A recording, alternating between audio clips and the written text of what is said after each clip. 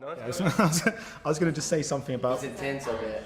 Michael Douglas, but I'll save it till the cameras are off. Yeah. Right. We are good, and that Good. is over to you guys. So we're getting into the good stuff. Right, I'm going to begin, guys. By something that it was supposed to be so easy narrative structure. It's one that just has such great appeal to audiences. What do you think it is about that kind of idea of things just going slightly wrong when things were supposed to go so right that just really captures our imaginations? I don't know, I guess it's probably just how we generally approach life, right? Yeah. I mean, you know, you kind of set out to do something with the assumption that it'll go to plan.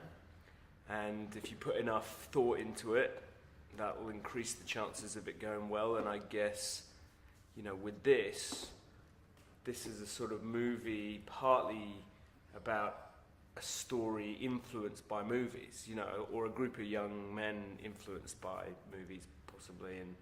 And so, you know, we had an expression on set that, you know, in their heads it's Ocean's 11 and in reality it's Dog Day Afternoon, you know, that they are caught up in a kind of movie fantasy which goes too far, and the moment they cross into the reality of what, you know, and if you're not a born criminal, I'm not sure anyone's a born criminal, but if you're not, you might be a born Criminal. yeah, normal criminal. Then, you know, and you're setting out to do something, you know, to commit a robbery, chances are it's not like it is in the movies. Yeah. And there's obviously you know, a payoff in terms of how the audience get involved in the same sort of expectation that the protagonists do, and then they also, I guess, the wheels come off when it turns out that it's not really like it is in Ocean's 11. Because I guess the big question that runs the whole way through it, particularly from an audience point of view, is why are they doing this? Now, I guess particularly for you, Barry, because you had to get into the head of one of the characters who was doing it. Was that the main thing that you kept asking yourself? You're trying to understand what compelled these people to Yeah, I do mean, this? coming from the background that they come from, especially, you're kind of like, you know, you have everything, you've won, you know, that kind of, you know, but then when you think of it from Spencer's point of view, and not to say that, it was the right thing to do, but, you know, his motive was, I don't have an experience or a past or a crisis, like, you know, for instance, Van Gogh or all these other artists he looks up to. So, I mean, that was his drive. I can't speak for Warren, but from what I can tell, it was obviously the money for Warren and the rest of the lads, you know.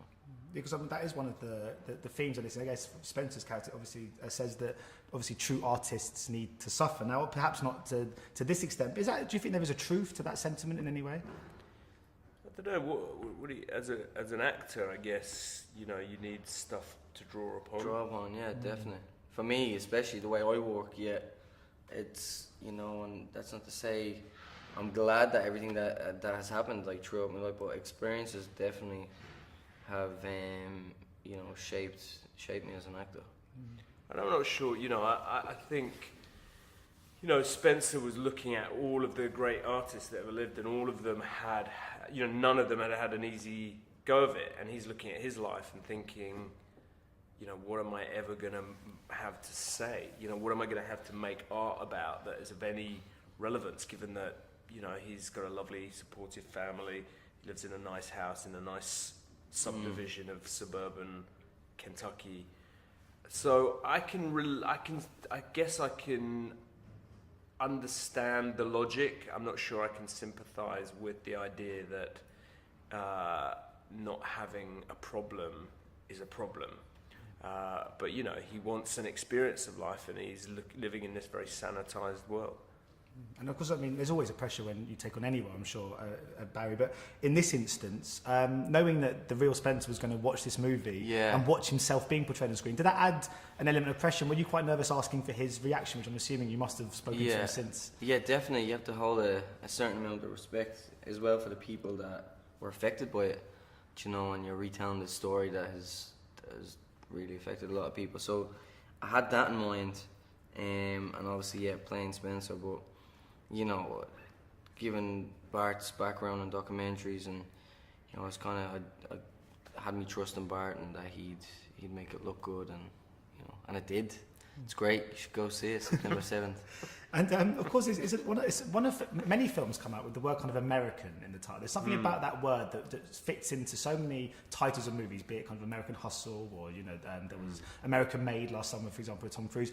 Why do you think that we use that word to put into the projects and kind of have it be such a prevalent part of the movie? Is it in some ways because it's almost like a blotched version of what the American dream is supposed to be? Is that yeah, I mean, it's actually, I haven't been asked that question yet. It's really interesting, and actually, I read somewhere someone, kind of saying, do people put that in front of the title as if to say this is a comment on American society? I mean, I think this was the title was to do partly with Birds of America, which is the work of art that they steal, and obviously The Origin of Species, and that was the other book that they steal.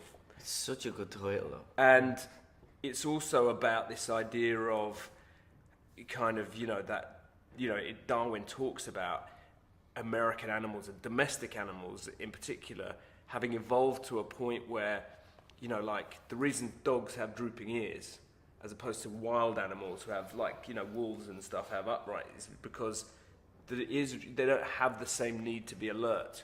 Really? They don't have the same awareness because they're domestic, right? They don't have that. And in a way, what these guys are looking for is an experience of life that's going to make them feel like they're really alive, as misguided as that is. So for me, American Animals was, it made sense on lots of levels, but I can understand why it's sort of and it's also, I guess, it is a comment on, how the American dream has shifted. Success isn't a nice house, nice car, college education, which is what these young men's parents had. That's success. Success now is much more about, am I going to be remembered? Am I famous? Am I important?